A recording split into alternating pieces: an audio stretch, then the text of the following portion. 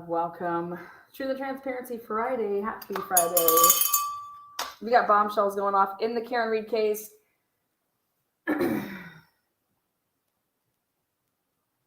witnesses. Can I get a witness? Again, good morning. Hello. Make yourself known.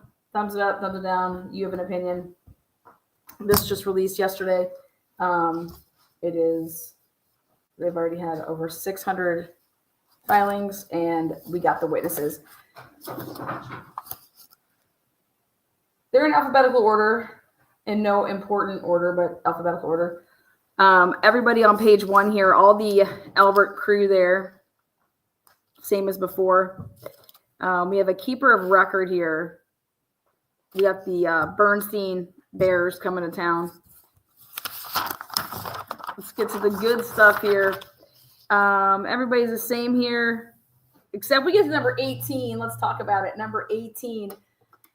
It's either a ploy to keep him out of the courtroom, or they're really going to be calling Turtle Boy. Aiden Kearney, come on down. Are they going to call Turtle Boy to the stand? I don't know if it's just a dick move. What do you guys think? But I can tell you this. I now know why there was a motion in Limine last year about it, and it was to keep him out so that, because he knew if it was a sequestration that he wouldn't be able to cover the case. So here,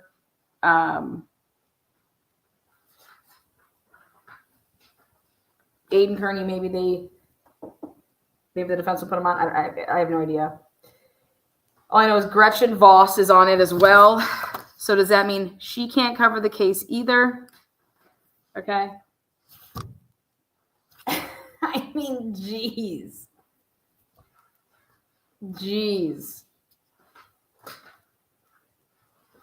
So this is I don't know what to think about it.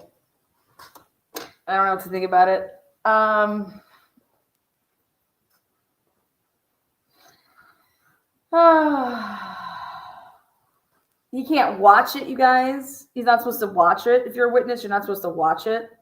Okay? I mean, nothing. Based on what they are, he couldn't be in there based on the defense saying no witnesses before, no witnesses during, no witnesses after to coming into the courtroom.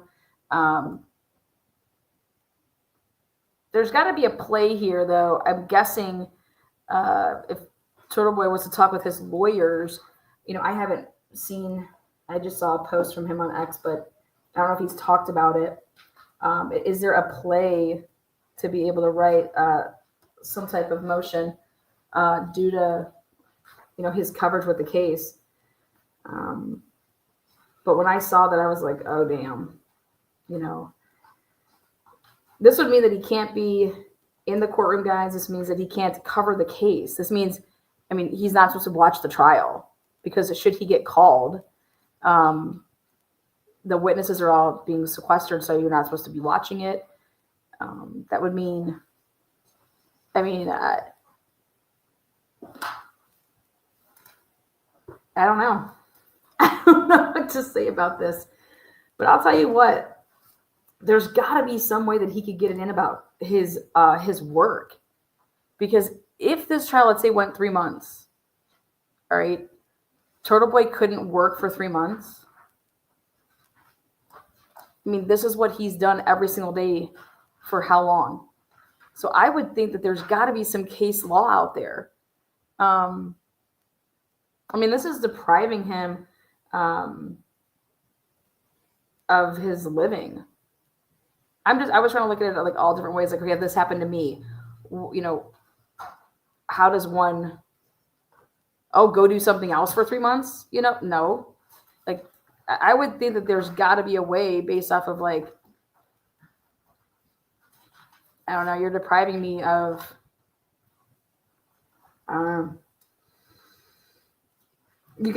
so I was trying to think to try to get, like, creative with that. There's got to be a way. He has the lawyers, he has the resources that could be able to find there's got to be case law on this. This can't be the first time that somebody was like, here, I'm going to use, a subpoena and keep, it's great that you want to keep me out of a courtroom, whatever, but this is my livelihood. I think that's, personally, I think it's fucking sick. I don't care what you think about Turtle. I don't care what you think about anybody, but people have kids and people have to support themselves and have to support them, their kids. To think that if my income was impeded that way for an extended period of time, which would be like 3 months, it could potentially be. I have no idea how long the trial is going to take, but I thought at first that it would go quicker. I've seen what kind of transpired here in the pretrial with the motions, and these pretrial hearings have been way longer than they ever were in the first go round. So with good cause, he can request a motion to be excused as a witness. Possibly, but I would think that, I don't know. If they can't keep him in jail, then they'll just put him on the list. This is BS. This is his livelihood. Yeah. So I'm thinking that there has to be an exception. There has to be an exception to this rule. Like I said, I just started thinking about it this morning. And there's got to be an exception to this rule. I know I would be doing something about it. If it was me, I would definitely be doing something about it. So I will come back to the Turtle Boy here at the end. So Brian Albert, we know what he is going to be saying. I think that they're going to ask him if he was on the phone with Higgins at that whatever time, 1:26. Brian Jr., Caitlin Albert, Chris Albert, Julie, Nicole, Colin. I think the fighting is going to come up. So, Michael, Katie, we know what they're going to say. They're basic character witnesses. And then he went out with him that night. Richard, he was driving the vehicle that had Maxon and Nagel in it. Jean DeMullis, she is a keeper of record, so I'm guessing this is going to be some chain, custody. Brian Higgins, come on down. Brian Higgins, I think we're going to see the most, in as far as like asking him different things between him and Matt McCabe. That's what I would be shaking up some stuff with as far as questioning goes. Now remember, Jutris, he was the one that was given the videos, or he was a technology guy. I would make more of a big deal about how he was given and how he was handed the disc last year. I would make way more of a big deal. Let's see here. I went ahead and pulled my booklets from last year.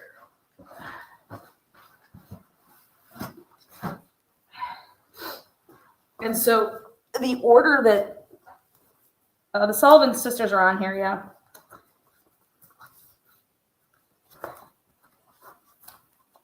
So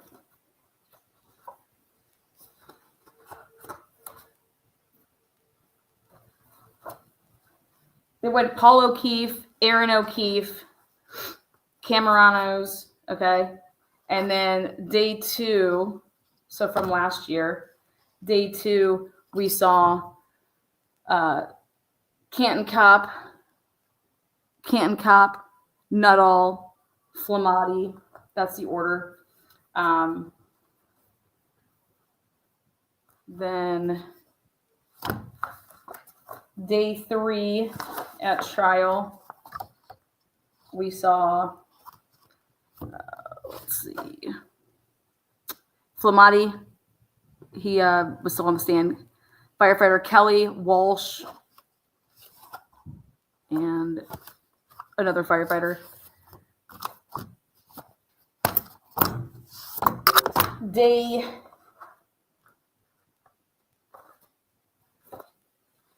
I don't know how we're day 5, 1 or 4. Gallagher, good.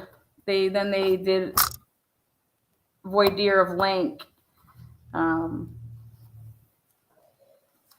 Day 6, they did good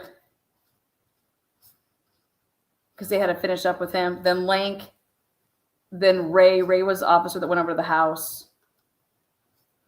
So yeah, I was just going back on through some of this stuff last night as far as the order. There. Woo. So Sarah Livingston, come on down, girl. Heather Maxson. Again, they're going to say John was on the lawn. John was on the lawn. Didn't see John get hit by a car. Jennifer McCabe, Matthew McCabe. I want to go over and under. I want to have an over or under. I'm going to do, I should run a damn casino sports book for this trial. But I want to do over and under clockage of time when they're on the stand. You guys think that'd be a fun game as well with bingo? You can take the over and the under on these people's testimonies. What's up, Ladder Rose, baby Rose? How you doing, girl? Julie Nagel, Ryan Nagel. I think I would hone in on Ryan Nagel's time of arrival. Based off of the text messages, he says here, he testified trial 1 that when he said here, that he wasn't like physically at the house. He was almost there. And that was 12:23. Supposedly, allegedly. Again, Paul O'Keefe,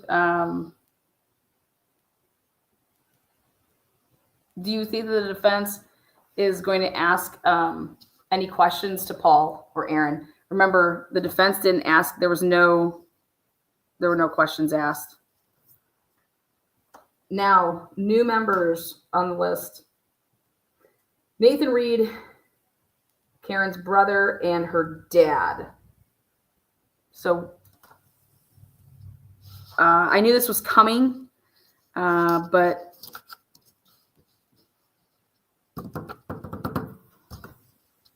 what kind of questions do we think? What could even be relevant? Kurt Roberts. Remember Kurt? Kurt went out that night. And then here's the big one. Carrie Roberts. If the defense does not cross this broad up, I'm going to be one salty, half Irish, half Italian broad. Carrie Roberts did not, I repeat, did not hand that phone off to somebody and she not know it and not. No. You need to hammer this broad. She should have been hammered the first time. The talker. Carrie, she's such a talker. I mean, I want Carrie Roberts laid the fuck out.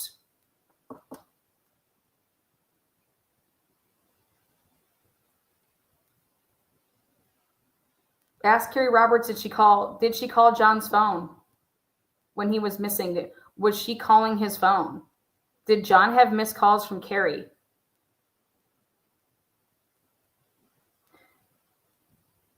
Get that timeline down as soon as she got off the phone with Karen, okay? What happened?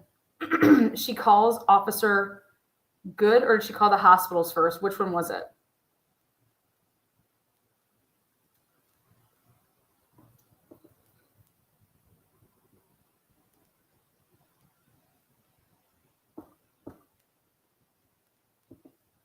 Remember, this girl was trying to destroy Karen as far as like how she was behaving that morning.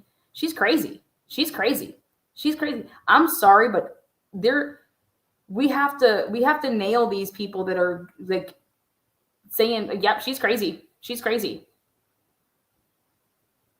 Matt McCabe, yep, she's crazy. She went there last night, or she was there last night. She came there. I saw her. Like, you need to go ham at Matt McCabe for that.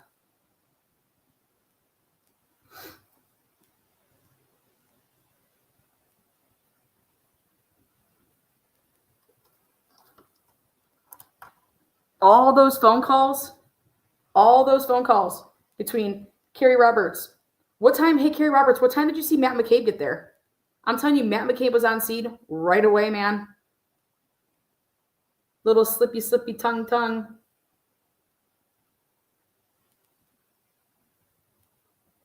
Yeah. Yep, I agree. But there's just... Do you guys understand that nobody testified last trial? Not a single person testified. It needs to be a big point of like, hello. Nobody testified to being handed John's phone. Nobody testified to, yep, that was me. I got that phone from Carrie Roberts. Not a single person. You understand that? That's like, so that needs to be highlighted. And how you highlight that is you take out some of the questions that don't fucking matter. Like, just come with the punches.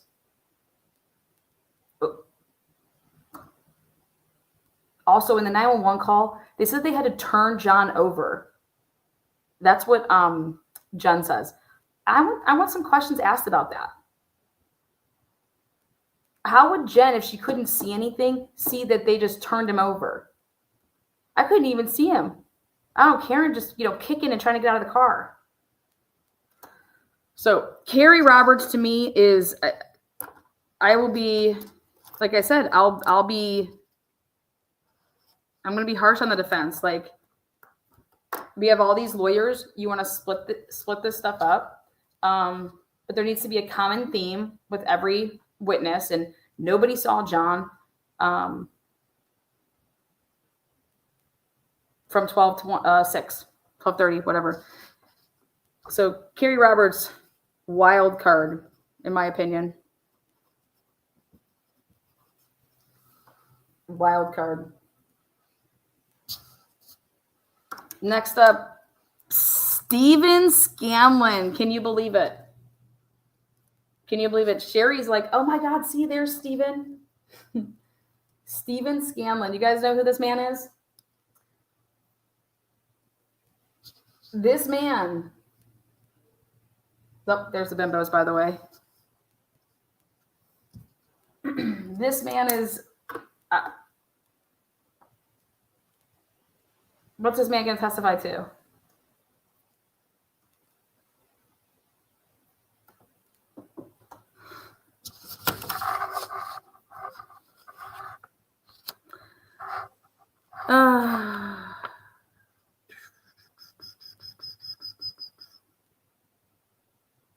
Rebecca Trayers. What's she going to testify to? Take a look. Do you guys see who's missing? You guys see somebody right there that's missing? There he is, yes. Ready? Allie McCabe. Where is Allie?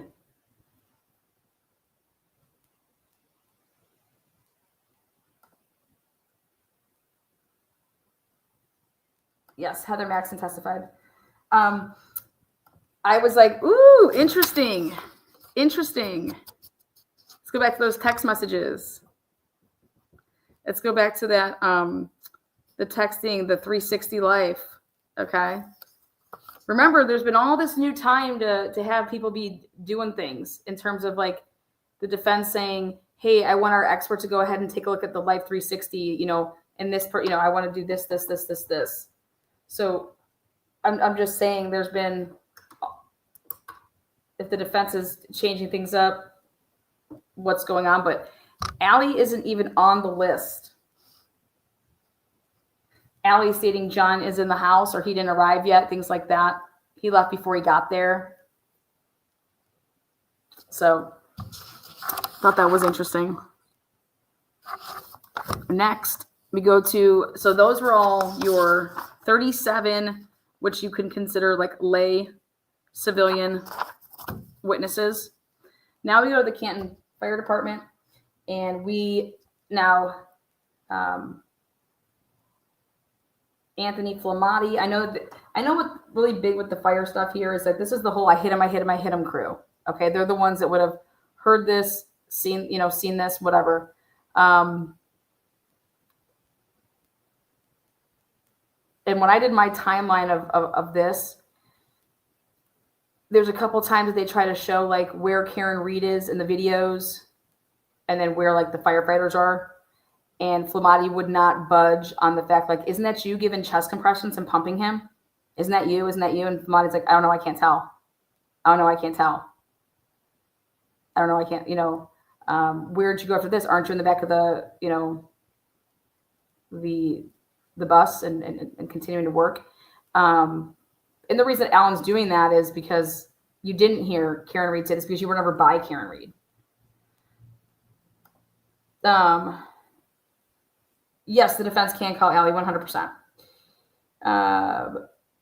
But last year she was on their list as well. She was on the Commonwealth's list. Because last year the Commonwealth, remember, I'm kind of shocked here what it seems like, hey, they could just be putting all these people down, but we're really not going to call them. I don't know, because we don't want to show our hand type of thing.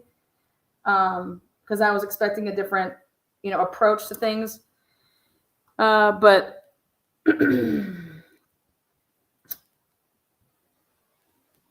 so Flamati was big on I hit him.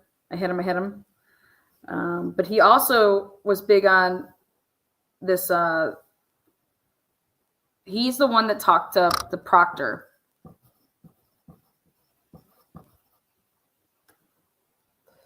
Matthew, Kelly, minimal. Katie McLaughlin, obviously. I watched it all over again a couple nights ago, and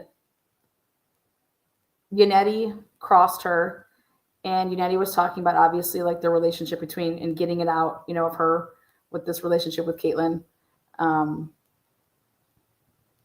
And I just think that he needs to make it known a couple different times, but then there's other things to hit on, her with, and that you never reported that until when? Not all in the puffy jacket. Okay. And then Alan Jackson says, well, your memory would be about as good as him having that puffy jacket. Oh, shit.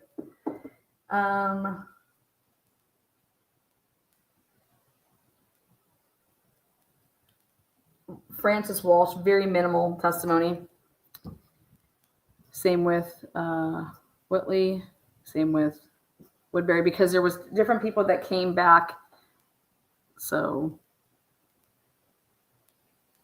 if you think about it, how come there was this many fire department personnel there that day? Not a lot. Moving on. Canton Police Department. New on the list. DeGampetro, Paul. They got to put him on the list. Right? Because he's new. And we're going to hear how he downloaded the Sally Port and all the videos from Canton Police Department. Paul Gallagher, he accidentally went over to One Meadows before he came to the crime scene. Lieutenant Paul Gallagher was also, just blowing shit with the the leaf blower. What's great about all these guys is, nope, I didn't see any of the red pieces of taillight. I didn't see anything. Like, we really have to hone in on, you guys are right there. You're blowing us up. You're getting all the way down to the ground, right?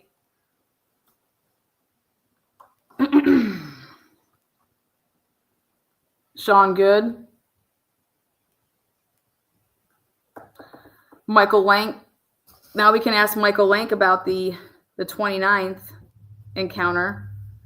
Do you think that the defense is going to call Michael Lank's wife? Let's talk about that. Stephen Mulvaney, I would use him to talk about that they scraped the curb and with their feet to get all the way down to take that picture. He talks about it, and Good is the person that made the report and the picture changed. And so if you can do a side-by-side to say, okay, this is the picture you guys took, right? And then did the CERT team give you guys did you guys get those pictures to upload? How did that work? Or you're going to show them the Canton police pictures, and you're going to show that to the people that made the reports up with the CERT team, because there was pictures taken then. But there's a shoe there with the CERT team, but it's in the same spot as where there's no shoe. Helena Rafferty, come on down, girl. Helena.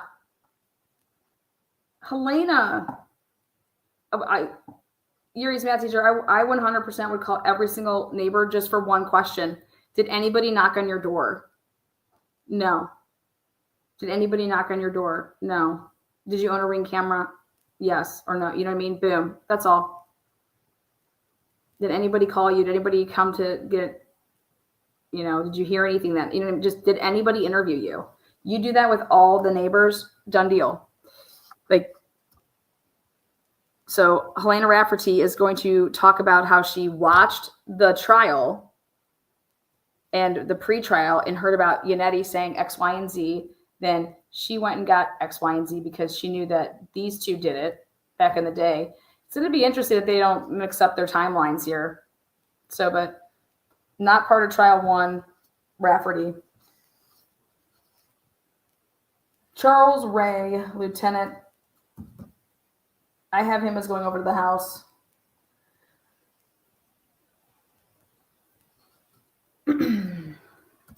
I'd be asking this guy if he saw Matt McCabe.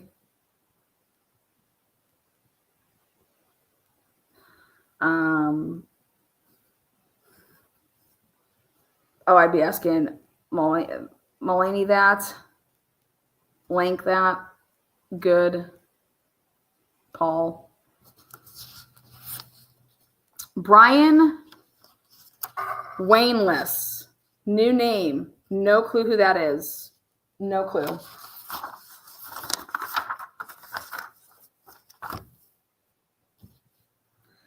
Well, he's not on the prosecution's list. This is the Commonwealth's list. So now Brian, this is from Needham Police, Brian Gallerini. What's this going to be about? Wainless is the taillight toucher. That's right. That's right. He's the one that couldn't break it. That's right. Weak bitch. That's right. He had to go help the girl. Yeah, that's right. Because I'm Wainless when it comes to loving you.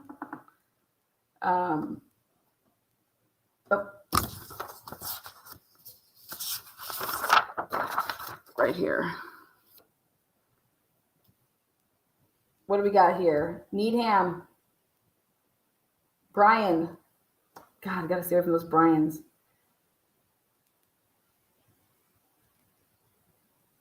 Massachusetts State Police, come on down. Shake it. Needham cop saw Karen's taillight. Is this the guy that arrived for the wellness? Is that the wellness? Was that the wellness at 8:15 a.m. wellness check?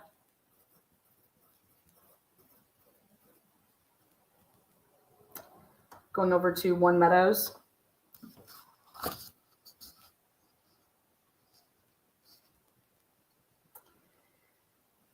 Oh, let's see.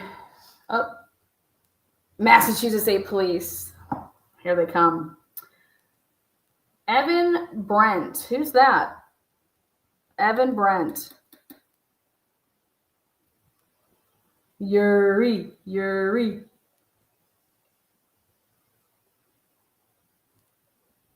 Zachary Clark. Nicholas, we know what to expect there. You need to ask them that it's, well, if you're saying it can go up and down on streets, it could have been, and Karen's didn't, right? Did you notice that you got to ask about Karen's data and that it didn't, so they wouldn't be together? Kevin O'Hara, we know what to expect there. He's an odd man.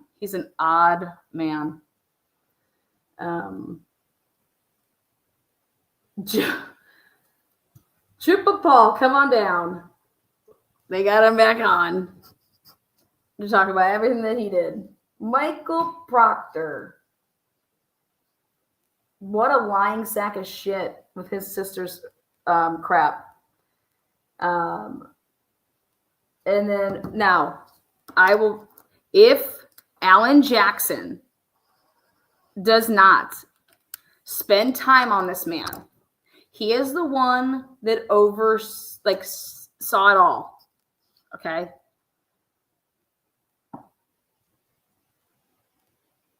We're going to get really deep down in this investigation, Mr. Tully, okay? And your smart ass remarks, and that you wear shorts in the winter, and that blah, blah. He's such a smart ass. Give it to him. He thinks he knows all the answers, and he thinks that he didn't do anything wrong. And, but I'm so good that I can be corrupt type of guy.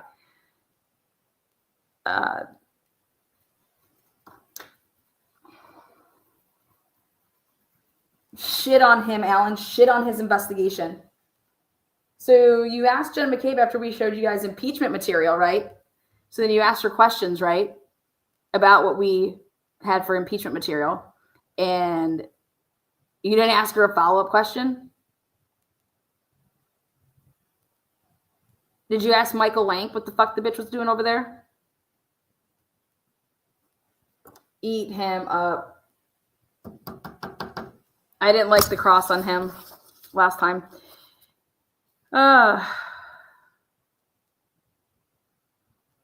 We got the forensic laboratory witnesses. Can I get a witness?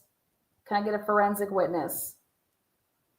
Nicholas, Bradford, and Tess. UC Davis. Remember she had to go out of order last time? So they plopped her in there.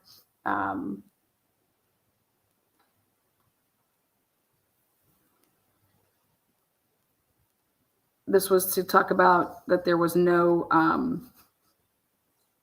in John's wounds, or I shouldn't, the sweatshirt, no canine DNA.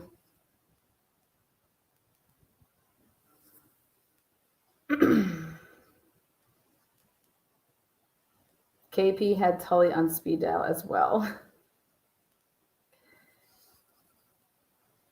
Massachusetts State Police Crime Laboratory.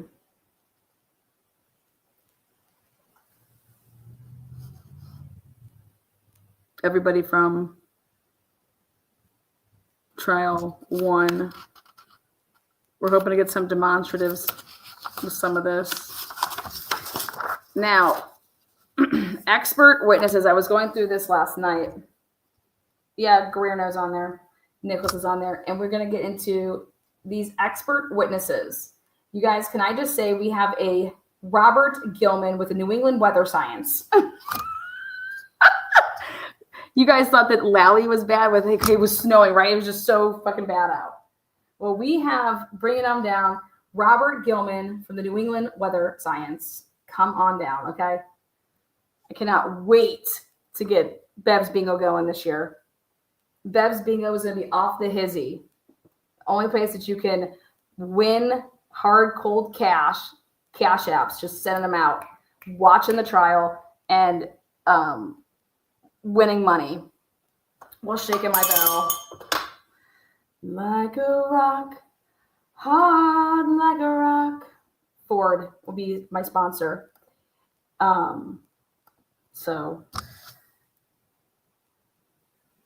remember, okay, so we got Colleen she's listed as a expert for Colleen to talk about, but Colleen didn't know any answers, remember? I mean, Colleen.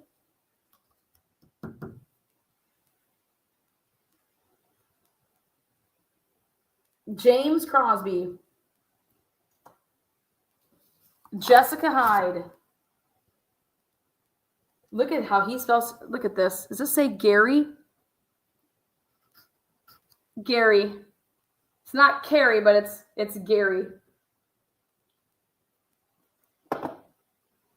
Gary.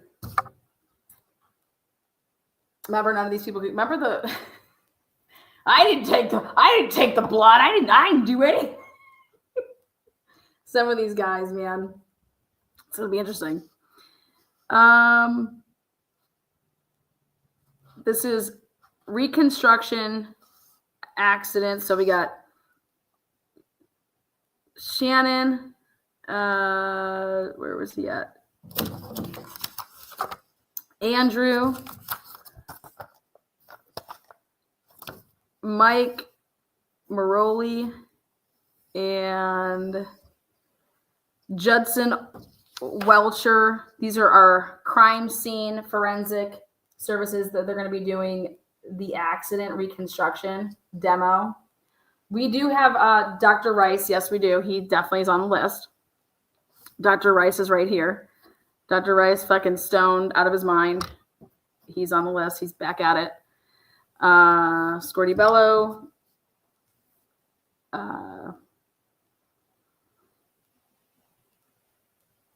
Renee Stonebridge. Who's that? I think that's new. The office of the chief medical examiner is did she did she come on? Was she part of it? Yeah, no, they called her. Wolf, here's the neurologist. And then Ian.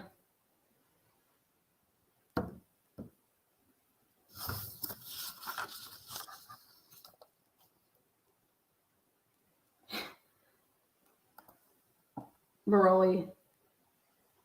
Menden Selectman, ex-cop, hit and run, killed a dog. Double dipper. They caught him because after hitting dog, his license plate fell off. Woo, Catton. This is just Boston's finest, man. Oh, man.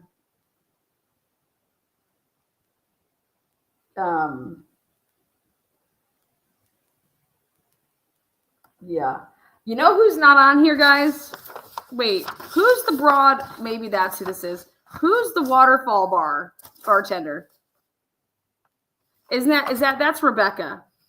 That's the waterfall bar girl, isn't it? Is she the bartender?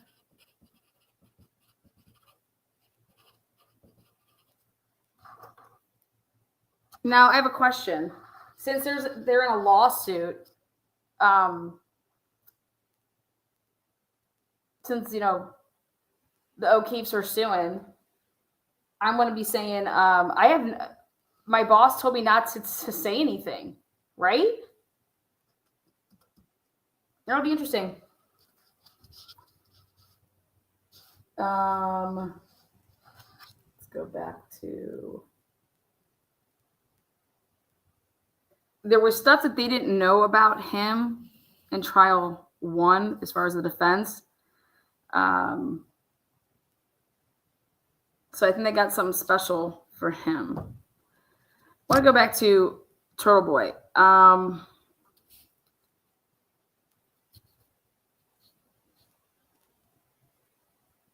I actually think there's a chance that he could be called. People think that it's just wait a second, what? That can't be 603. This is 603. This is 603. Are you just messing with me?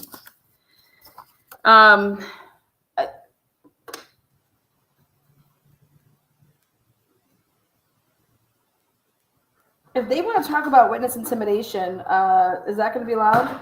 I guess it's going to have to come out, see, in the whole motion limiting. Let's see what else we got.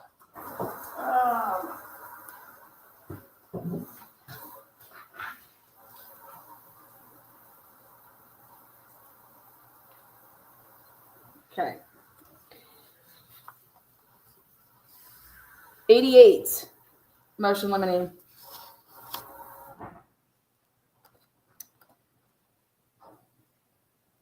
So the Commonwealth motion limiting to prohibit references to any pending internal affairs investigation, sustained findings unrelated to this case, or unfounded allegations of misconduct.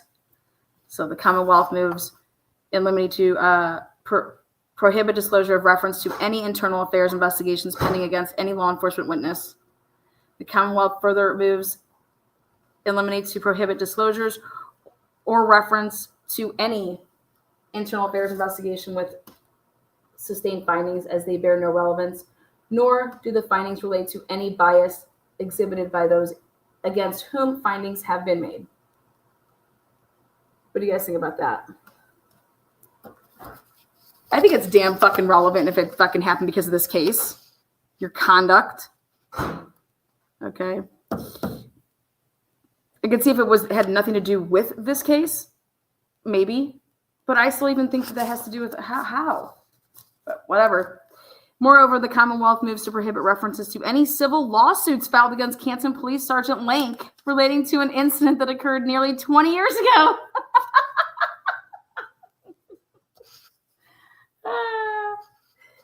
Shit. In the federal lawsuit previously relied upon by the defendant, there were no adverse credibility determinations against Sergeant Lank or any findings of liability. The case was dismissed by agreement of the parties.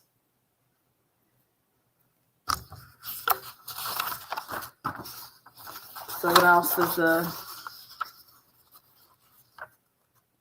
anything else they want to not talk about?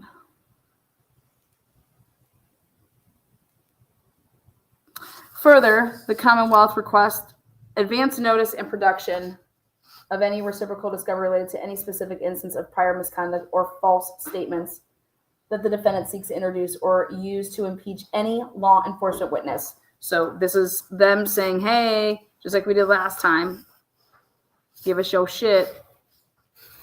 Okay. Next up. Defendant's motion in limine to allow evidence of lack of bias. Now comes the defendant, Karen Reed, and respectfully moves this honorable court in limine to allow during her retrial reference to the fact that it was the U.S. Attorney's Office that initially hired employees of ARCCA, namely Daniel Wolf and Andrew Rentschler, and not the defense who commissioned these witnesses to perform testing and analysis of evidence relevant to this matter. See affidavit. As grounds, therefore, Ms. Reed states that their retention by the United States Attorney's Office and not by the defense bears directly on their credibility, rebuts any contention by the Commonwealth of bias, will avoid causing the jury to unfairly speculate about the origins of these fine men. Ms. Reed wishes to clarify herein, in light of information sought by the court during recent motion hearings and disclosed by the defense as reciprocal discovery, that the defense was invoiced by and did pay ARCCA only following the conclusion of the first trial. The defense intends to comply with its reciprocal discovery obligations pursuant to.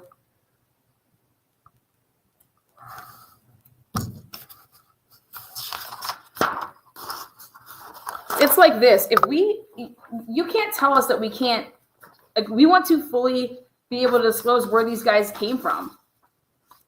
Like, you're not going to be able to use something against us, but we can't say where these motherfuckers originally came from. It doesn't work like that. Okay? I think it should be out there why they were hired and who hired them. But they say that would just prejudice the Commonwealth. Well, then do a better fucking job. On day 31 of Miss Reed's first trial, June 24th, 2024, both Daniel Wolf and Andrew testified. Both Dr. Wolf and Dr. Runter stated that they were neither hired by the defense nor the Commonwealth. In fact, these two employees of ARCCA explicitly articulated that they did not have contact with the defense or the Commonwealth regarding the specifics of their testing, did not consult with the defense or the Commonwealth, and Dr. Wolf himself clearly noted that ARCCA employees were, quote unquote, hired by another agency not connected in any way to the defense. Because people are getting this twisted. They were hired to perform their work for the U.S. Attorney's Office. Alan Jackson, they paid a bill because of the hours spent with voir dire, testifying, and travel after, when they said that we're going to use them. The independence of these ARCCA employees, specifically Daniel Wolf and Rentschler, was reaffirmed during motion hearings ahead of Miss Reed's second trial. Nevertheless, these individuals, who will serve as two of Miss Reed's most critical exculpatory witnesses, were indisputably engaged and hired by the United States Attorney's Office to conduct their independent review, analysis, and testing surrounding the singular question of whether Mr. John O'Keefe died as a result of an auto pedestrian collision with Miss Reed's SUV.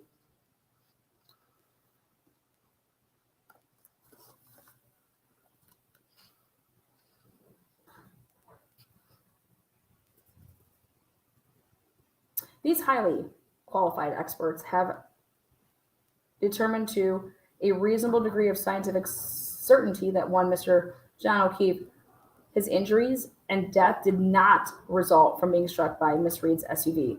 And two, the damage to Miss Reed's SUV did not result from colliding with O'Keefe.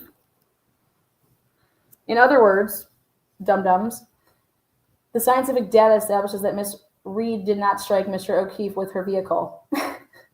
Both Dr. Wolf and Dr. Rentschler, two individuals who were not hired by the defense to perform their testing, testified to this highly relevant and exculpatory fact during Miss Reed's first trial and during their voir dire, under oath and the threat of perjury.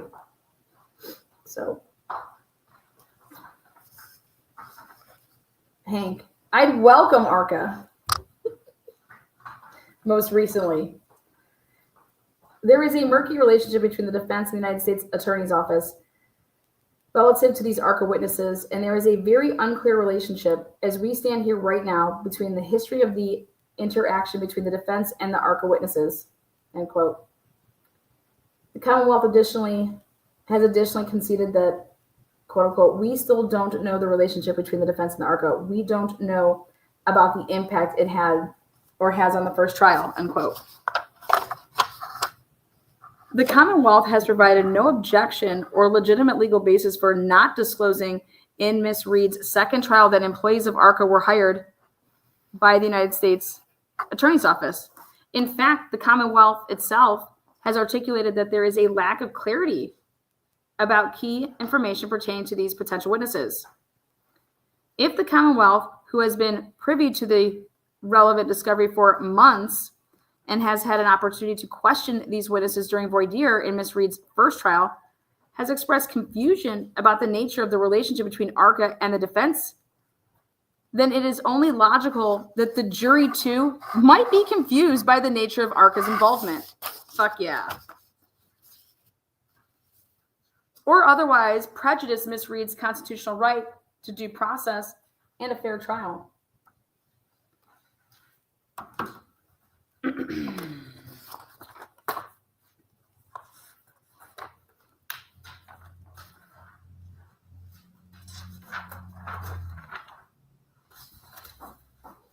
Oh, sorry. That was the wrong page.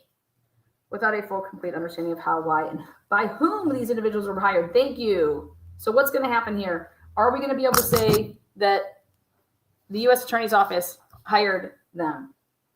To avoid unfairly prejudicial speculation, this court should admit the fact that the U.S. Attorney's Office hired and retained employees of ARCCA. There you go. What do you think? That's a no-brainer. How is Hank going to argue that? This defense filing is straight fire.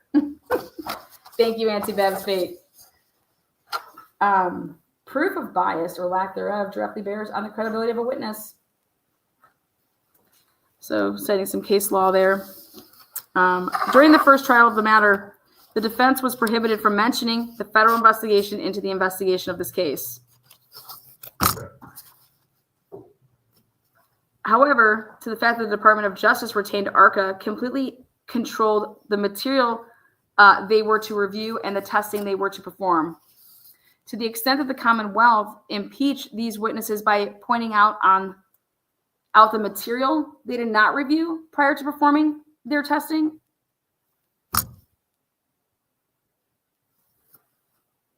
and forming their conclusion, the Commonwealth left the impression that the defense improperly withheld certain materials from those witnesses. Exactly. That's exactly what people thought. Listen to the juror. This was a false impression and prejudice misreads defense by keeping relevant and credible evidence from the jury. It was rehabilitation evidence too. To be able to rehabilitate them, like on redirect, to say, oh, that's right. The stuff that you guys were given, we didn't provide you that, right? Who did? You know what I mean?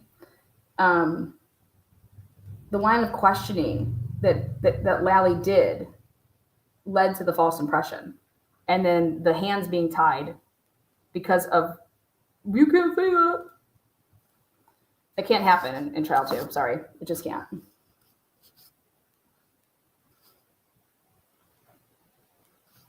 Worse, the inability of the defense to reveal and or explain ARCCA's initial involvement in this matter led to jury confusion that also prejudiced misread. Post-trial, jurors contacted the parties and or made statements in public about the jury view of ARCCA's involvement. At least one member of the jury surmised that ARCCA must have been retained by Miss Reed's insurance company. That's the best one to go with. Okay? Because that was legit. That's the only thing to me that made sense when they were, debating and deliberating, was that, an insurance company, that kind of makes sense, So the assumption would lead to an inference of bias in favor of Miss Reed when none existed. At least one other member of the jury speculated that ARCCA witnesses were seeking to insert themselves into the case for fame or other publicity. That assumption would lead to an inference that their testimony should be unfairly discounted. Importantly, identifying explicitly that neither the defense nor an affiliated third party initially hired these ARCCA employees is not only crucial to Miss Reed's case, but it is also relevant evidence that inherently admissible. That's my whole thing, is that how is that not admissible? Like, you keeping that out, how are you keeping that out?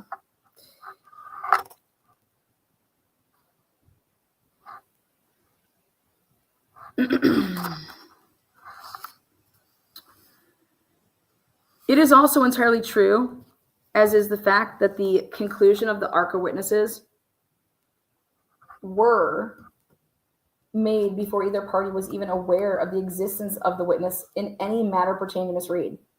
Additionally, there are no permissible grounds under the Massachusetts Rules of Evidence to exclude such relevant and exculpatory evidence, particularly in response to any hypothetical and or unsubstantiated concerns that quote-unquote unfair prejudice or quote-unquote misleading the jury, hanky-poo, would occur by presenting such information. In fact, presenting to the jury that employees of ARCCA were initially hired by the United States Attorney's Office would serve to prevent jury confusion, which is so important. Indeed, excluding such relevant and exculpatory evidence would mislead the jury.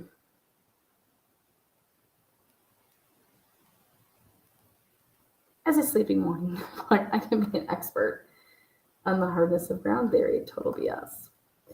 The trier of fact in this case, the jury, is entitled to hear relevant evidence, particularly that which, in quotes, makes a fact more or less probable than if it would be without the evidence. Yes. Knowing that the employees of ARCCA were not hired by the defense or Commonwealth and instead were hired at the time they performed their testing by a neutral third party can and should add legitimacy to the credibility of these individuals' testimony, as the potential for the bias or any other self-serving reasons for the defense's calling of said witnesses would thereby be eliminated. Period. Thank you so much there, Kay Schmidt. Welcome. Welcome. Bev will never let it in because it's too beneficial to Karen. I mean, Karen has a walking appeal. Like, Karen could go in there and light up a cigarette while Bev says, I'll let you have it. I'll let him have it. Then just light one up. Can you just imagine that? And Bev would be like, okay, yeah, let's all do that. I would love a smoke.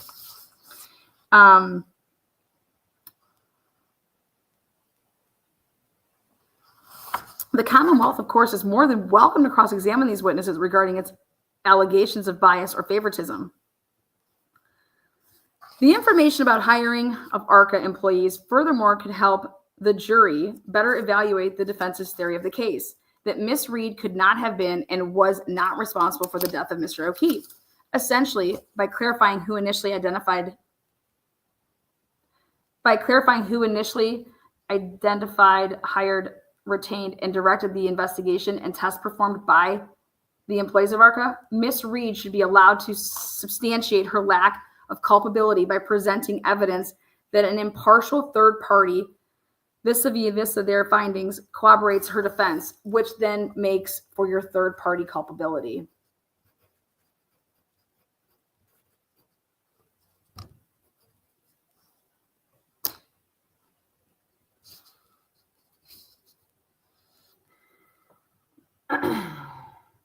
Oh, I love the, are you from Boston there?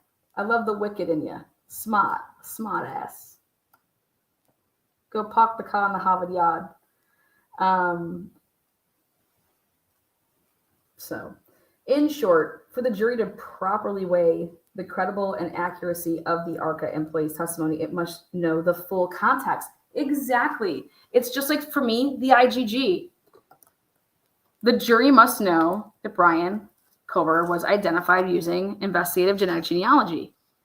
Saying you just got a generic tip is bullshit. Ann Taylor needs to take this motion and copy, cut, and paste. So in short, for a jury to properly weigh the credibility and accuracy of ARCCA employees' testimony, it must know the full context in which these potential witnesses were brought in to opine on this matter. For this reason, it is imperative that the jury, in this retrial 2.0, baby, Karen Reed 2.0, they must be made aware that the employees of ARCCA were initially hired by the United States office, eliminating any possibility that the jury believes that Miss Reed or any related affiliates were part of it, you know? I'm sorry, but put on Turtle Boy, though. They thought that Turtle Boy paid, you know? So, what do you think? What do you think? What do you think? Now, we can go on and on and on. And I recommend that you read the rest of it if you would like. But here, Three's fire. Miss Reed has a constitutional right to present exculpatory evidence, and we have that right to show where it came from.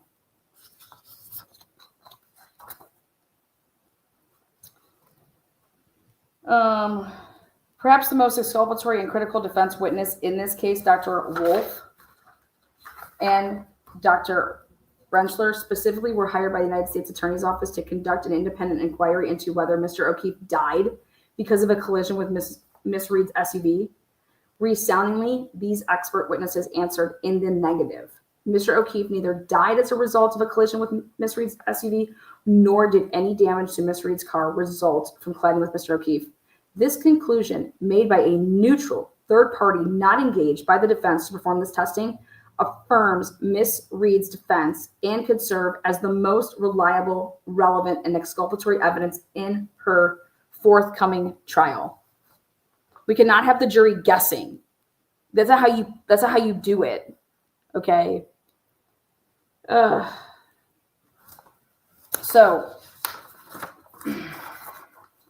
And these folks right here, they open up your door for third party because they're saying here that didn't happen. That's not the cause of the death. So then what caused his death? It couldn't be Karen Reed. Okay. It can't be the theory of the Commonwealth. So then here's our third party culpability. Okay. And I would show a lot more that was being done between 1:30 a.m. and 7, 8, 9 a.m. by the civilians. People are going to be able to get around that a little bit more, okay, than throwing all the cops in and then just leaving one cop to be a piece of shit. There we go. Now, one of my favorite motion limines right here. Thank God. Ready?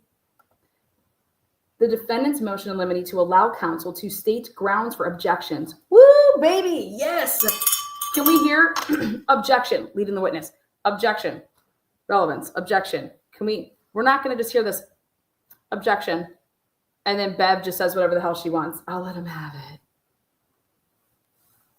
So the defense is coming in and saying, we want to state our grounds for our objections to promote judicial economy and efficiency and to adequately preserve issues. Boom. Okay. Now comes the defendant, Karen Reed, and respectfully moves this court to allow both parties to briefly and concisely state grounds for their objections in court, in open court, during the retrial in this matter in the interest of promoting judicial economy, the efficient administration of justice, and I'm sorry, but the most important thing is they have to preserve these issues. They have to preserve the record. As grounds for this motion, Ms. Reed states that the court's general order that counsel not state grounds for their respective objections before the jury led to extensive discussions at sidebar, which lengthened an already extensive jury trial. Ms. Reed further states that the inability of defense counsel to state grounds for objections could lead to their inability to preserve issues for any necessary appeal. Stating the basis for an objection in a word or two will not cause either side any prejudice. While Ms. Reed acknowledges that generally, quote unquote, considerations of judicial economy must yield to the defendant's right to a fair trial, in this instance, it's getting both done. It is the defendant making this request. Massachusetts courts and their rules of criminal procedure have outlined several scenarios that demonstrate the general promotion of an interest in judicial economy and efficiency. For example, the Supreme Court has noted that joinder under Mass Rule, blah, blah, blah. Additionally, the Supreme Court has condoned the practice of taking motions for mistrial made during closing argument under advisement until the return of a jury verdict to promote judicial economy and efficiency and to preserve valuable judicial resources. But here, we'll let you continue on doing what you're doing until I make my mind up.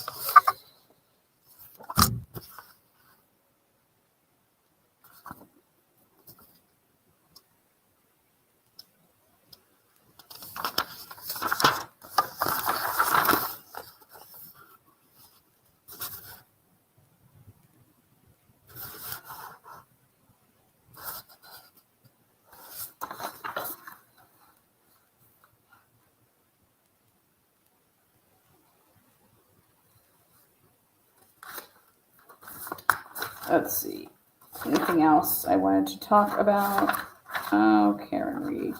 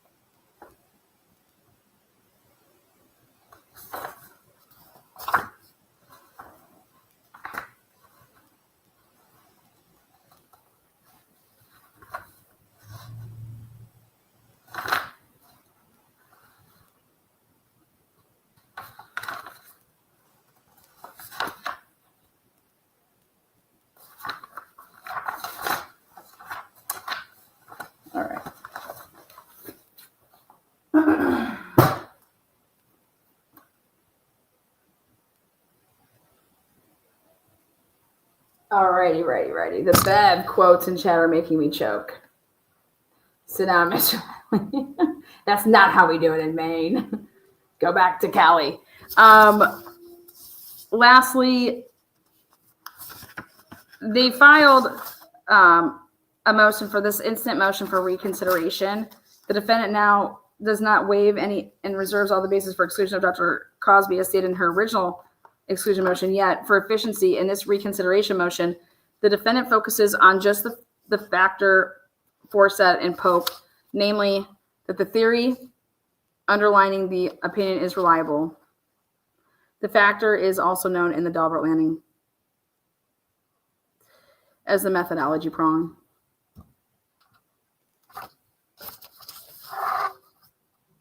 The Commonwealth had 4 opportunities to show that it can meet the Daubert landing methodology prong in written opposition dated February 17, 2025. The supplemental report of Dr. Crosby dated February 19th, in which he discussed the mold aspect of his unsupported mold measurement methodology, but failed to account for the absence of any reservoir overlaying in his methodology or argument or the exclusion motion on March 4th, and the list of cases in which Dr. Crosby has testified, blah, blah, blah. In each of its opportunities, the Commonwealth failed to even attempt to show that the purported mold measurement methodology employed by Dr. Crosby in opining on whether the wound to the right arm of the decedent was caused by a dog bite or a dog attack is generally accepted in the relevant medical or scientific community, or that his methodology meets the Daubert landing vectors. Notably, Dr. Crosby has never attempted to make such a showing. His report is completely bereft of even a mention of satisfaction of general acceptance of his mold measurement methodology or satisfaction of the Daubert landing.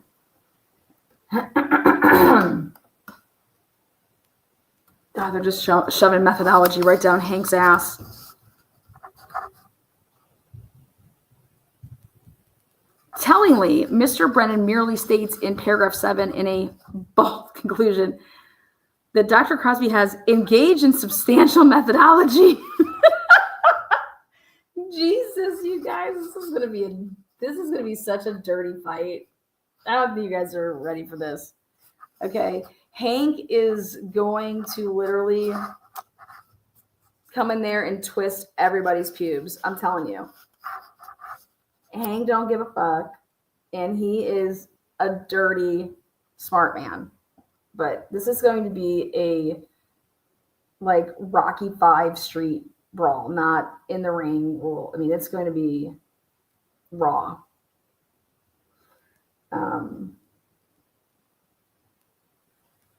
So substantial does not begin to satisfy the requirement that a substantial methodology. Substantial does not begin to satisfy the requirement that the mold measurement methodology of Dr. Crosby is supported by evidence of common acceptance in the relevant medical or scientific communities. Oh boy. Dirty smart man. A dirty bird.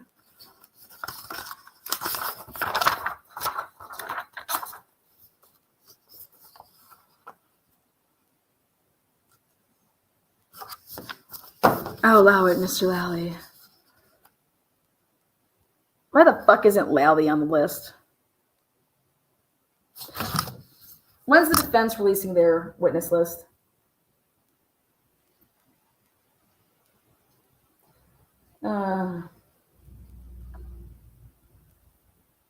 Yeah.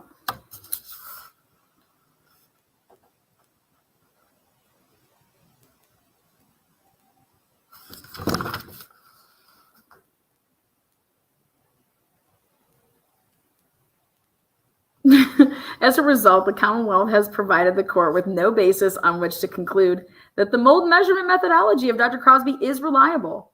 The prerequisite for that would be satisfied in the fourth factor of Polk, the methodology prong of Daubert landing.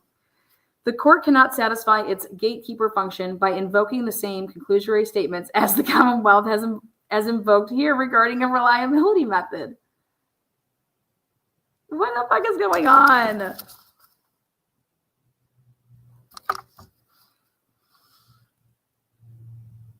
The motion judge in her role as gatekeeper has a significant function to carry out a deciding to carry out in deciding on the admissibility of scientific experts' opinion. The reason for this importance was recently underscored as follows. Wide latitude to offer opinions, including those that are not based on firsthand knowledge or observation. Expert evidence can be both powerful and quite misleading. As such, the importance of the gatekeeper's function cannot be overstated. Emphasis added, emphasis added, emphasis added, emphasis added. A judge's finding must, okay. So now I want to close out the show because I like to hear your guys' thoughts, takes, opinions. We are obviously, welcome back. Bev's Bingo is going to be off the chain. You're going to need to have, you can get the links and stuff that you post to get your game card. But and it's cash winners. There's different ways to win bingo. But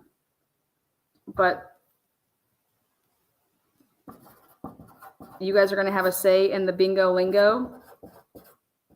So bingo lingo, here we go. I am taking some of your guys' in chat. So it is things that are said by Bev when she says stuff. There's different words on your bingo card. So this is your chance to get in on your bingo lingo. What words do you want to see on this year's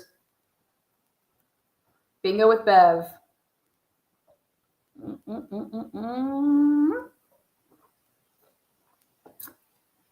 So, for example, they can have it.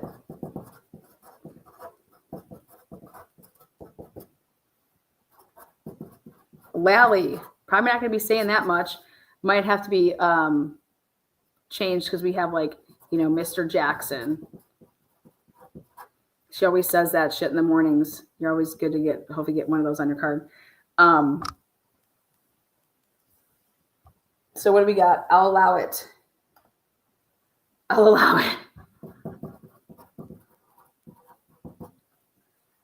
You can ask it differently. There you go. Now ask it differently. How long will this be? Methodology. You think Bev's going to be ripping some methodology out? I think just for the fuck of it, we might be putting that down, but this is your chance to.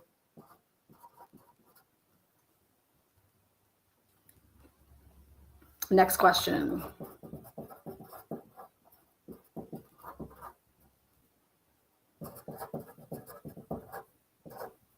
We don't really get these much, but we usually get it when Bev sigh. You guys really want the sigh? God, that's like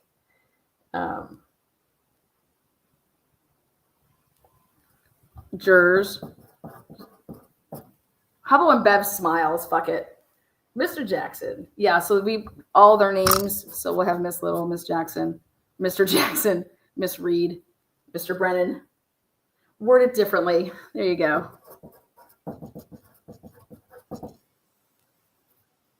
Yeah, I'll see you at sidebar. You know we had to put that in there. Grave concern.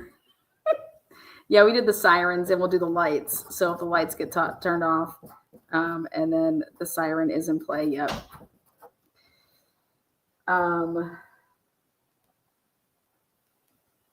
We get to add some names like Mr. Lussie will be added.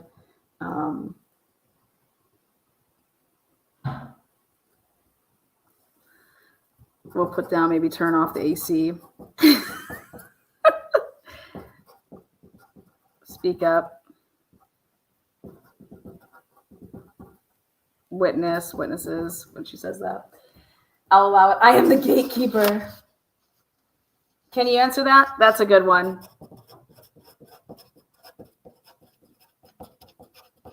Again, this is your chance to bingo lingo, and it's great because when you just click on the link to start each day, you get a card, and it's and then you can just watch it. It's from your smartphone while you're watching the trial. You can have it, and you just go to it. Also, we just print off a list of all even the possibles. All right, everyone, worded differently. I think we have worded differently down there, right? Worded differently. This is a new trial. Yeah. Good one. You're all set. You're all set. Is that funny, Miss Reed?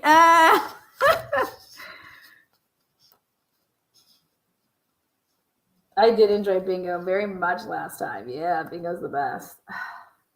I'll take it under advisement. Oh God, I love it. We might do. Maybe we'll do the sigh.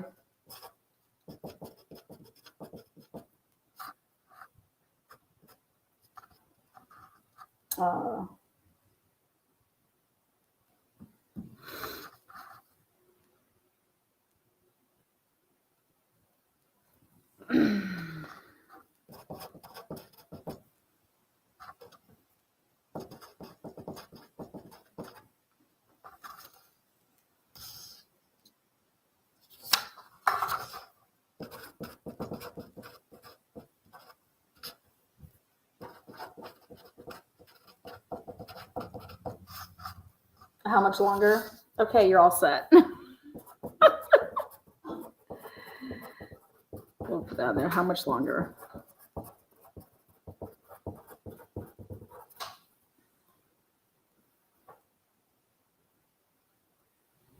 We need to move this.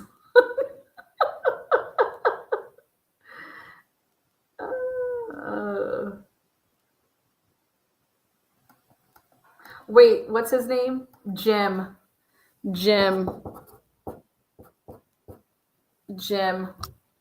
What's that stenographer's name? What's her name? God, what the hell's her name? Miss. Mark that.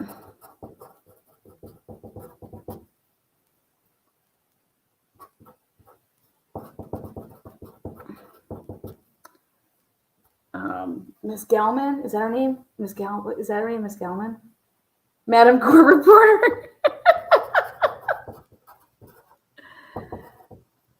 Isn't it Miss Gallen? Is it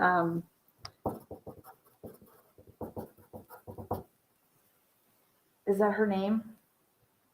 I swear, do I have a copy of that?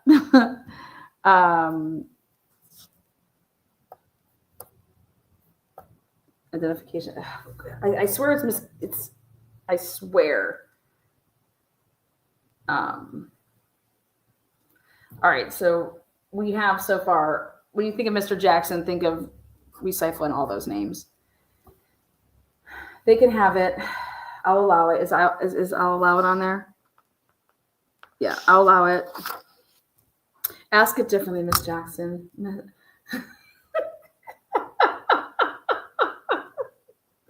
I can't. Is that mocked? Is that mocked?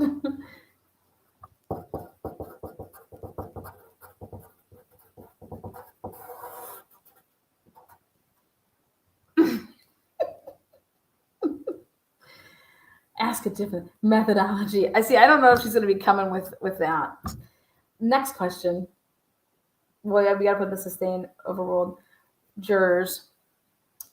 Word it differently. Sidebar. When the lights, sirens, turn off AC, speak up. Witnesses. Can you answer that? This is a new trial.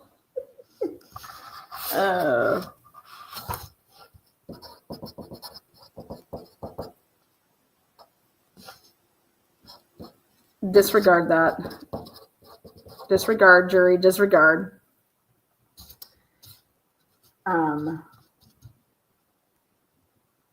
Take that off the screen, Mr. Jackson. God. Do you have an objection, Mr. Brennan? Yes, right? There you go.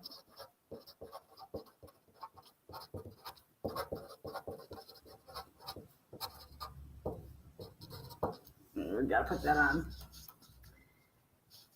Doesn't Bev say move along? What else we have to say? Oh, she asks them. She always asks the jury in the morning if they've, any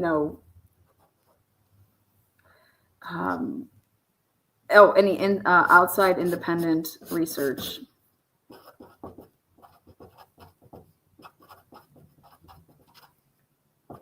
You gotta get these coveralls. Is this funny, Miss Reed? Speak up, Chupa Paul. Was it snowing? Twirling glasses. When she's rocking in her chair, man, we get her in that rock. And we always announce. Come on, this is your chance to get in on the bingo lingo. Bev's bingo. We are also going to have some daily betting available on the over and under minutes per testimony. So you can do some parlays over here. We are the official sports book of Bev's Trial 2.0. Oh, I mean Miss Reed's. We'll take a short break. Did I put break? I like we can do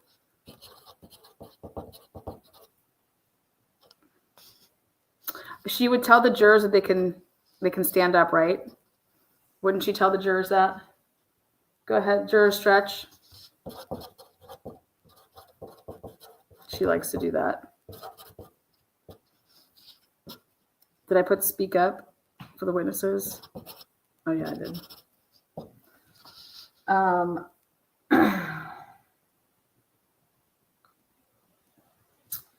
Half a day. We're doing half a days. I have grave concern. That's enough, Mr. Maybe that's enough. So, or she would be like, you rephrase. Did I put rephrase? Rephrase that. Rephrase the question, Mr. Jackson. Ask it differently. So rephrase she uses. So rephrase. Do I have a copy of that? We'll just put copy down. Because that way, depending on how she says it, she may say we, so I'll allow it. I think we have I'll allow it, right? Do we have, yeah, I'll allow it. Is now a good time for a break? Can you answer that question? Yeah, we got that on there. That's not necessary, Mr. Jackson. How long is this going to take?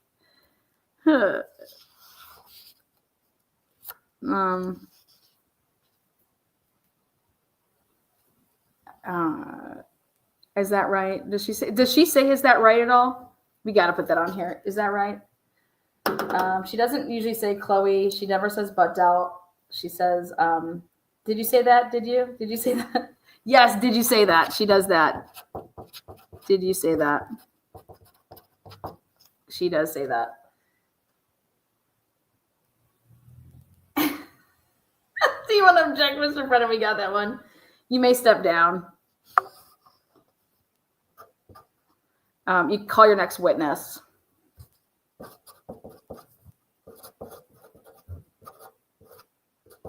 But that kind of goes with witness, how we do it, but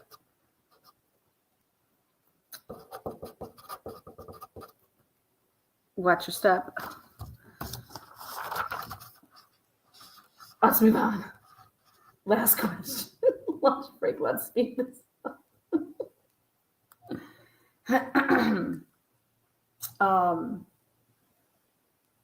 Good old Bev.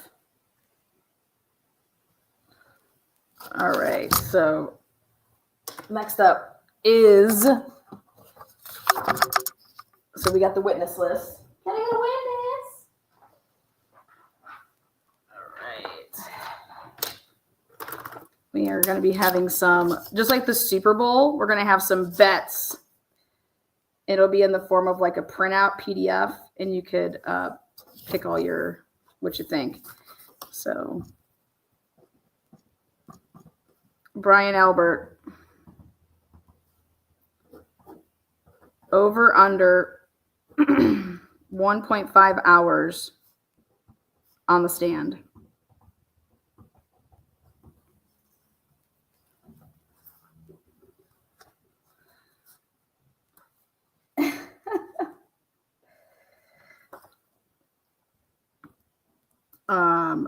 Brian Jr.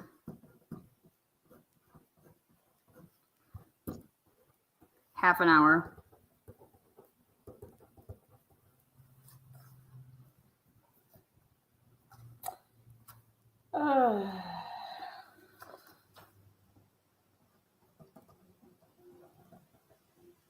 Chris Albert. Over or under? I don't recall. 6 times.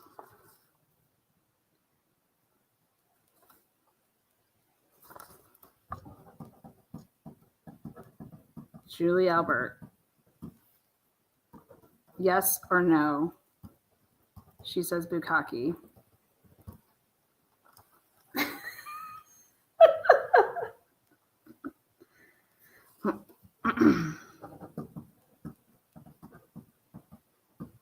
Nicole Albert. Yes or no?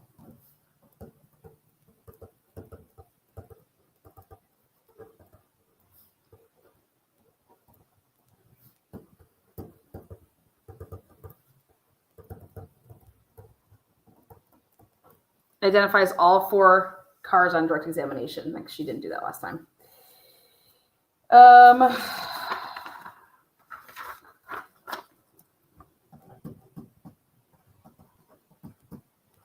I'll be putting this in with Julie Albert. Yes or no? Says Dunkin' Donuts.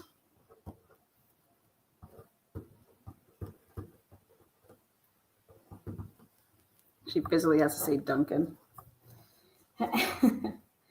All right, here we go. Ready.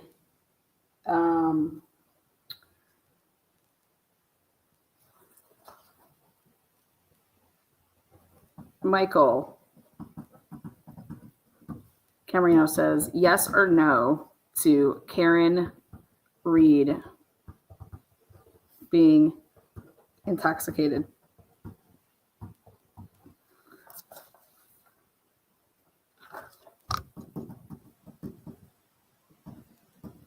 Turtle Boy called.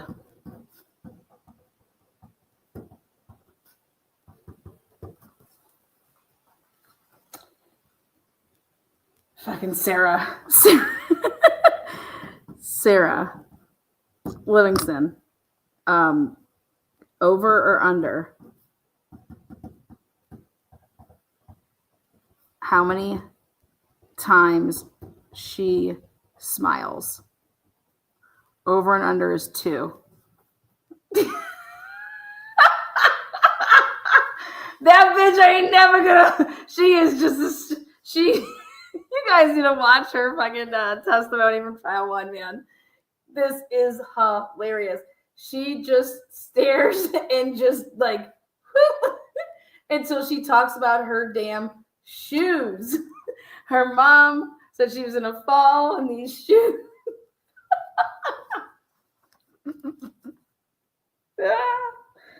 Oh shit. Oh man.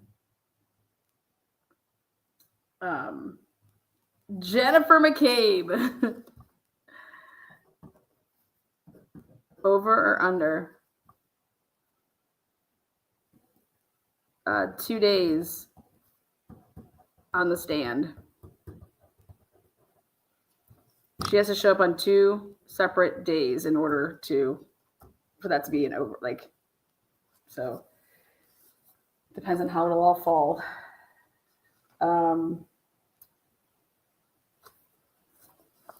Matt McCabe, over or under? And it's going to be 4. Shows his canines. Let me see them canines, boy. His grill, aka all his grill. You guys like that? Jen McCabe, yes or no, mentions the weight loss challenge.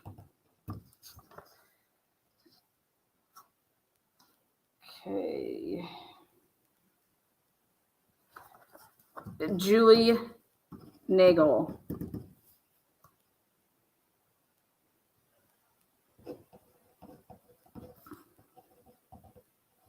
Mentions White Claw. Mentions Coors Light.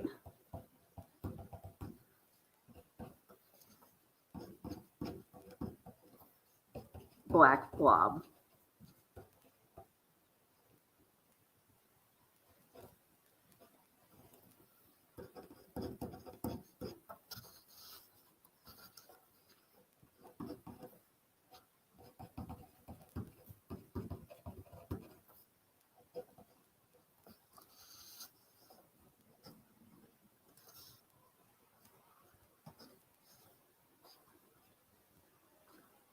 Yes or no, says the word, says Asian family.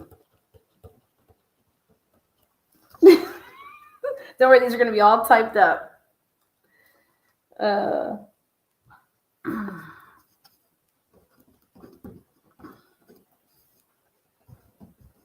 Yes or no to Karen Reed's dad being called.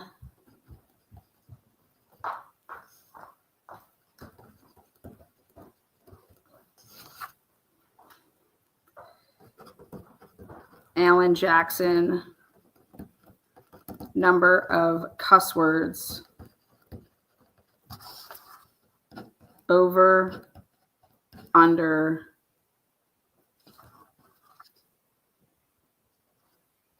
$12 for the entire trial. You will have a Alan Jackson running tally cuss word. Marky has no idea how much work she has cut out for her in this trial.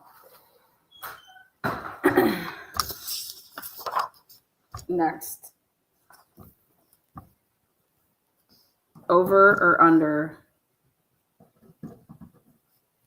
day 1 nut shots of Paul O'Keefe.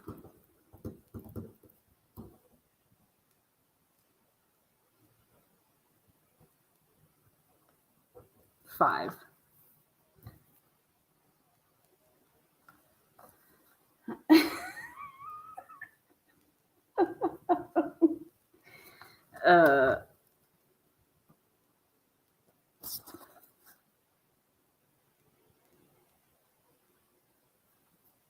Over or under total trial, number of witnesses,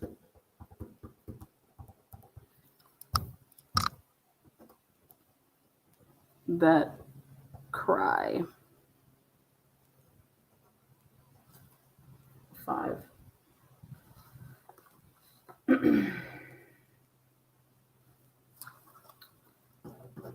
Over and under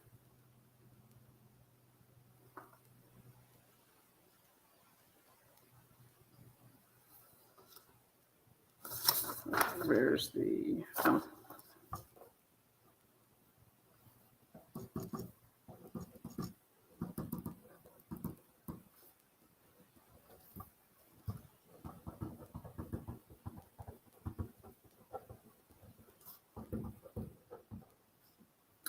number of witnesses that the Commonwealth calls total, and it's going to be over or under 67.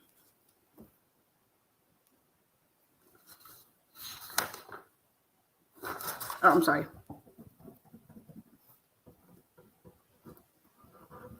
57. That's a mistake in my word.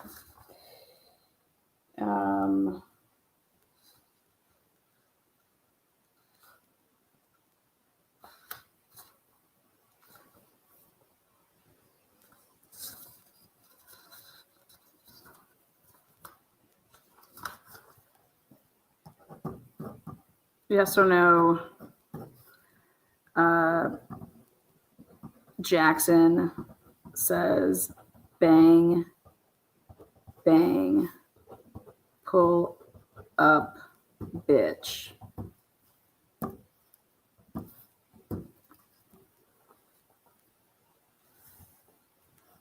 And then an over or under how many times. And I'm going to put it at 3.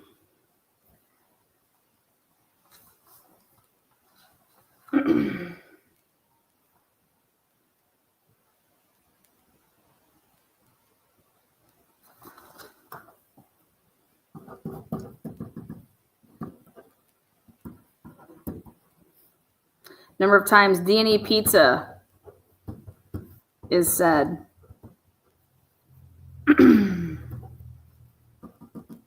By Chris Albert.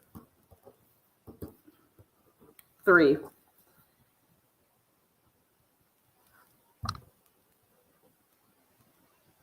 You know what? Cross that. I'm going to do it by any witness. By any witness. 5 total. This is trial total.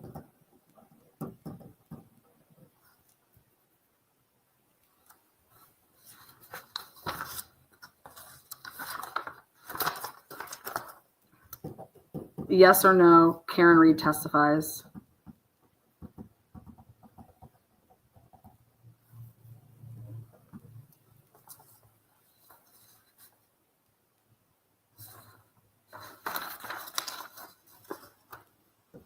Number of times Proctor says CUNT.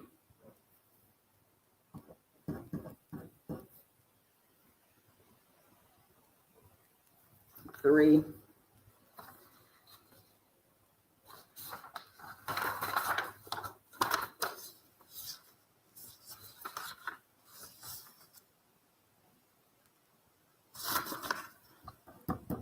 Number of witnesses that mention the weather.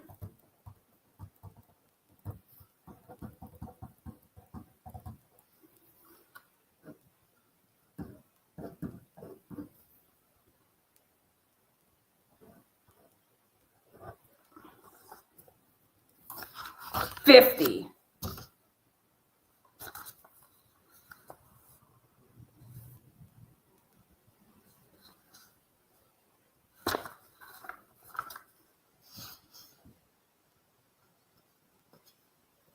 And then the last one is over under number of days of trial in all with jury deliberations.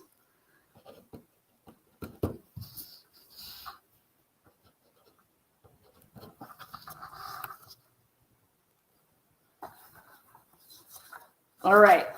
These will be all typed up again. Brian Albert, over or under 1.5 hours on the stand. Brian Jr., over or under 0.5 hours on the stand. Chris Albert, over or under, I don't recall, 6 times, over or under. Julie Albert, yes or no, she says bukkake. Nicole Albert identifies all 4 cars on direct examination in the driveway. Yes or no? Julie Albert says Dunkin' Donuts during her testimony. Michael Camerano, yes or no, says that Karen Reed was intoxicated. Turtle Boy called to the stand, yes or no? Sarah Levinson, my favorite question on the board. Over under how many times she smiles during her testimony. The over under is 2. Remember, if it's over under, it has to go over it. If you tie, you lose in gambling. Jen McCabe, over under 2 days on the stand. That means she has to be physically on that stand on 3 different days. She could get recalled. You know what? Do I have it on there that Carrie Roberts is either? I want it on there, yes or no to Carrie Roberts being cross-examination. So Carrie Roberts. And I want it on there, Paul being crossed.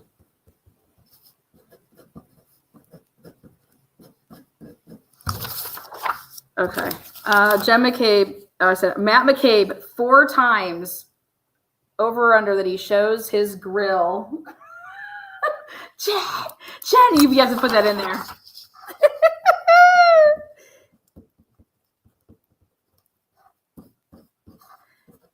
Yes or no that Jen is said by both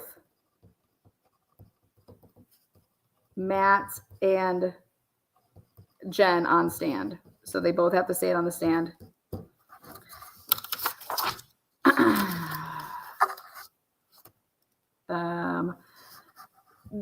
Yes or no, Jen McCabe will mention the weight loss challenge.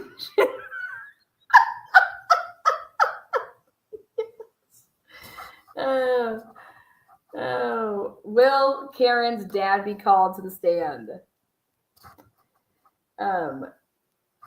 Julie Nagel, if she mentions the word White Claw, yes or no? If she mentions Coors Light, we'll add Mick Light. If she says Black Blob, and over under 1 hour on the stand. Alan Jackson, the number of cuss words total that he will say during this trial. Over or under 12 times.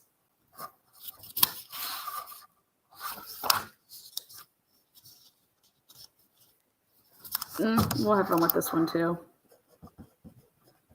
Little, the over under number of witnesses that they take. And then we'll do Aleshi over under on the number of that they'll take, and then we'll do Jackson. Okay. So over under day 1, how many nut shots of Paul O'Keefe? 5. So basically, we see them nuts at all. It's a nut shot. Yuri wants to say, does Higgins say Jameson? Well, we're going to have our own Higgins day. So over and under total trial, the number of witnesses that will cry, 5. If I was a gambler, I would say under that. Over under the number of witnesses that the Commonwealth calls total, 57. Over under 57. The trial 1, they did 63. I believe 63 or 67, something like that. Yes or no, Jackson says, bang, bang, pull up, bitch. Over under. The same thing that he says it 3 or more times. So this is does he say it at all? And this is over under on the number of times that he says it.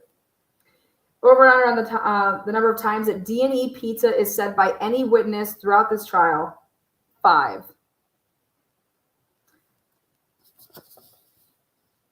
Yes or no, Karen Reed testifies. Over under number of times that Proctor says C-U-N-T. Over under number of witnesses that mention the weather. If they are asked about the weather, if they talk about the weather with that witness. Over under there's 50.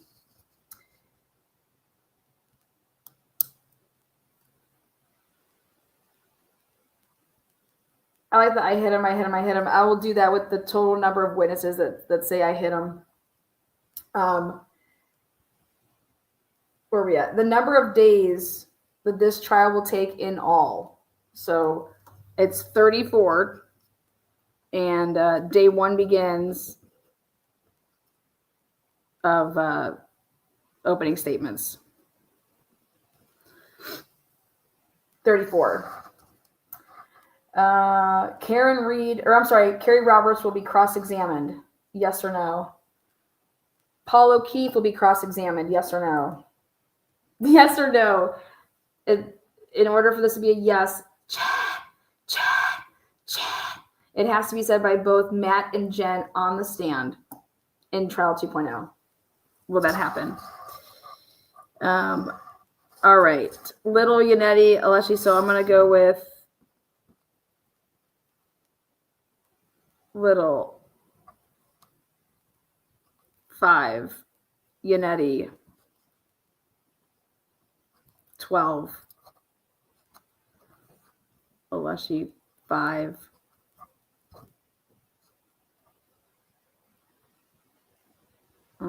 Actually, whoever does the objection counts. That's their witness.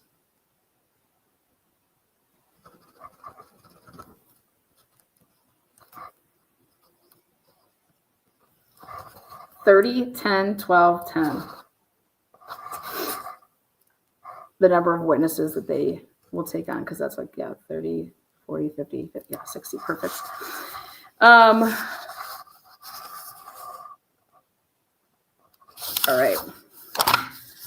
right, guys. If you guys want to watch a trial and gamble your balls off, come on over to the Transparency. We are gambling. Bev's Bingo Lingo. We got, they call them Super Bowl superlatives. We call them, I don't know, Bev's Bets. There we go. So total sidebars, closest wins. that's our tiebreaker. There you go. Coming to Maine, absolutely coming to Maine. Massachusetts. So again, we have Bev's Bingo and Sportsbook open.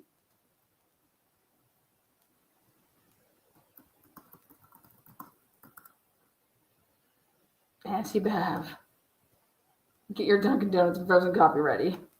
All right, you guys rock. Thank you guys for joining us. Be here. The countdown is literally on. Next week is the motion liminees for Karen Reed. It's my birthday next week. I'll be live from the fucking poolside. Can we do side bets? Yeah, each day we'll have bets going. Butt dials on there? We might have to do some butt dials. They better call Mr. Lucky. All right, guys. Peace out. We'll see you on the next one. Lots to cover today. So come back and join me. Thank you guys for participating. And as always, thumbs it up, thumbs it down, make yourself known.